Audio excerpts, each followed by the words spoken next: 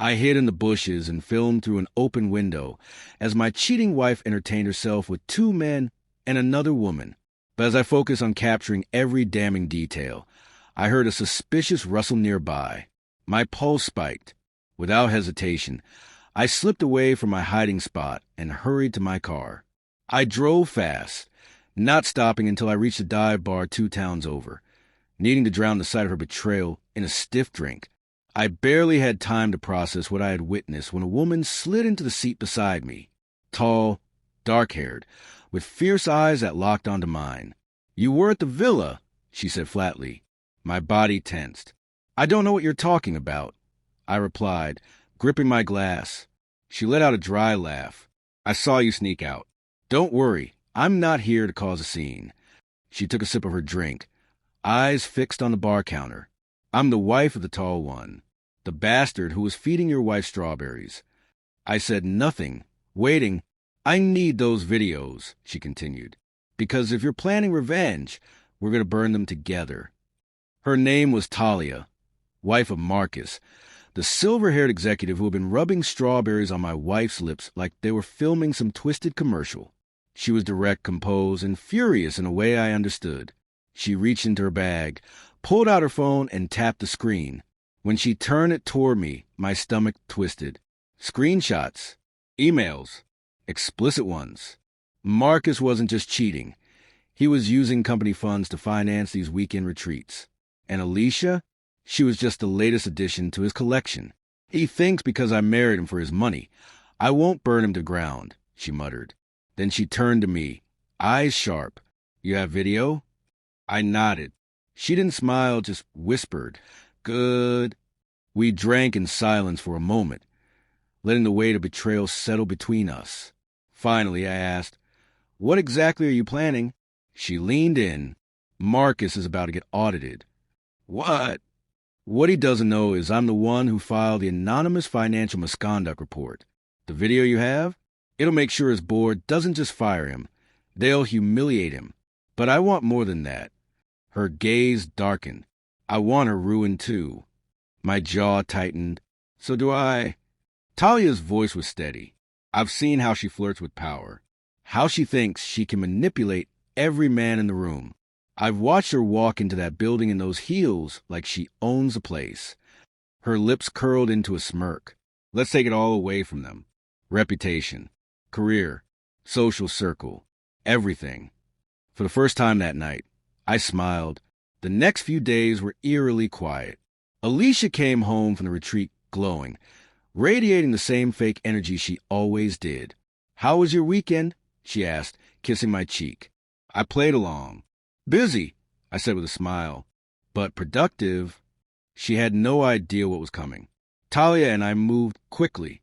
She reached out to a journalist she trusted, someone who thrived on scandals involving corporate misbehavior.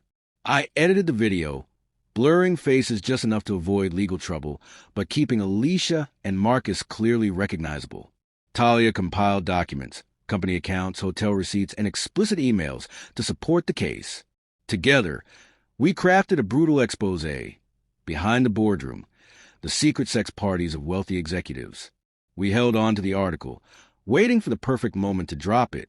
That week, Alicia started planning a dinner for Marcus and his inner circle, a networking event at our home. "I want you there," she said, touching my arm. "You've been so supportive. This is important to me." Supportive. I almost laughed. I agreed, play my part. Talia would be attending too, of course. Marcus still believed she was loyal, oblivious of the fact that his wife was already sharpening the blade. The night of the dinner, Alicia fluttered around the house, manicured fingers adjusting flower arrangements, pouring wine, fussing over hors d'oeuvres. "This dinner is huge," she said, fixing her dress in the hallway mirror. "Marcus said the board is impressed with our last campaign. Tonight is about locking in that partnership deal." I smiled. "Everything's ready." And it was. A projector was discreetly installed above the fireplace. My phone was synced to the remote in my pocket. Talia would arrive exactly 20 minutes after dinner began. Timing was everything. Marcus arrived first, smug in a navy suit, Rolex glinting under the chandelier. He kissed Alicia's cheek like he owned her. "Evening, champ," he said to me with a wink. I had to fight the urge to punch his veneers down his throat. Behind him came 3 board members, a few executives, and a young intern Alicia had once called harmless. She laughed too loudly at Marcus's jokes. He called her kitten. My jaw tensed. I poured drinks. I smiled, and I waited. Dinner began like any other corporate celebration. Lobster tail, wine, Alicia glowing with fake pride. Marcus tapped his glass. "I just want to say," he began, "none of this would be possible without teamwork and without visionaries like Alicia, who push boundaries, work hard, and let's be honest, look damn good doing it." Everyone chuckled except me. I stood. "Speaking of pushing boundaries," I said calmly, lifting the remote from my pocket, "I have something I'd like to show you all." Alicia blinked. "Were you?" The living room lights dimmed automatically, and a projector fired up. It opened on shaky footage, night vision. Alicia in lingerie straddling Marcus's lap beside the glass coffee table at the retreat house, laughing, feeding him grapes, her hand disappearing out of frame. Gasps rippled through the room. "Turn it off," Marcus barked, shooting to his feet. I didn't flinch. "Oh, it gets better," I said, clicking again. New footage. This time, the full group, Alicia, Marcus, a third man, and a woman in nothing but a tie. Champagne, laughter, then moaning. Someone in the back of the room dropped a fork. The intern turned pale. One of the board members muttered, "Is that our head of compliance?" Talia entered right on cue, her heels clicking against the marble like a metronome of judgment. She folded her arms, smirking.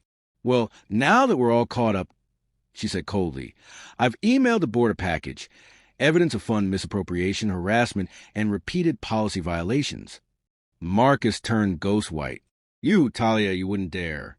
"I already did," she said. "And your replacement will be here on Monday." Chaos broke out. Board members huddled around phones. The intern ran out crying. Marcus tried to storm toward me. Talia stepped between us, calm as ice.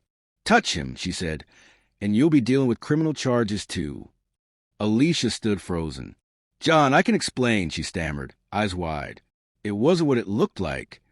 I looked her dead in the eyes. "You said you were working late that night, that I was paranoid." She looked like she might cry. I didn't care. "Enjoy the rest of your evening," I said, turning to the stunned guests. "Dessert's in the fridge. It's bitter." And with that, I walked out of the house. Marcus was officially terminated with cause by Monday morning. Talia filed for divorce, served by a smiling process server at Marcus's gym. Alicia was put on indefinite leave pending an HR investigation. The video leaked anonymously online. Corporate Reddit forums had a field day. By Thursday, their world was in flames. The fallout hit Alicia harder than she ever imagined. Marcus had been fired, publicly disgraced. Talia's evidence sent shockwaves through the company's board. Investigations were launched. 2 executives resigned. Internal emails were leaked. Alicia became radioactive. Her name trended for all the wrong reasons. Her leave of absence quickly turned into a quiet termination. The company scrubbed her profile from every platform. And just like that, she went from rising star to corporate cautionary tale. But none of that was my real revenge. That was still to come. I stayed quiet. No angry texts. No emotional blow-ups. Just silence. Alicia tried to reach out. A call on the second night after the party. A tearful voicemail. Then a knock at the door 3 nights later. I let her knock. Let her cry. Let her beg. And I opened the door only when I was ready. She stood there, hair a mess, mascara smudge, shoulders hunched in a way I'd never seen. "John," she said, "please." I made a mistake. I tilted my head. "No," I replied calmly. "You made a choice." She looked down. "I lost everything," she whispered. "Marcus, the job. I just wanted something different. I didn't mean for it to." "To what?" I asked. "To blow up in your face?" She swallowed. I didn't think it would go this far. I stepped aside. She moved as if to come in. I held up a hand. "No." She froze. Then why did you open the door? I pulled a thin manila envelope from behind the door frame. Divorce papers, I said. You'll find everything inside. I've already signed. I kept the house. You get none of the assets. Your infidelity was documented. My lawyer said it's airtight. Her face turned to ash. I have nowhere to go. I didn't blink. That's not my problem anymore. She reached for my hand. John, please. I stepped back. You remember when I used to come home late after working 16-hour days, trying to build something for us? She nodded slowly. You remember what you used to say when I got too tired to go out? When I missed dinner because of client emergencies? A single tear slipped down her cheek. You said I was boring, predictable. I stared at her. I was building a future. You burned it down for a cheap thrill. I'm sorry, she choked out. I'm not, I said, because now I finally get to start over. Without you. She walked away that night. Not because she wanted to, but because there was nowhere left to stay.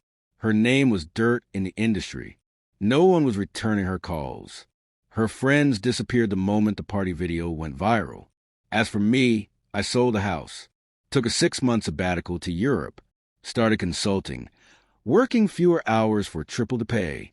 And for the first time in years, I felt free. I met someone in Lisbon. Smart, kind, grounded, not flashy, no lies, no masks. And one night over coffee, she asked me, "Have you ever been in love before?" I smiled. I thought I said, but the truth is, I was just someone else's stepping stone. Alicia once said I'd never leave, that I had no other choice. But the truth? I did. I left the marriage. I left the pain. I left the lies. And in doing so, I took everything she thought I couldn't live without and walked away with my soul intact. Because sometimes revenge isn't loud. It isn't violent. It isn't cruel. Sometimes revenge is simply letting them choke on the silence you leave behind. You don't always need to destroy someone to win. Sometimes living better without them is the most powerful revenge of all.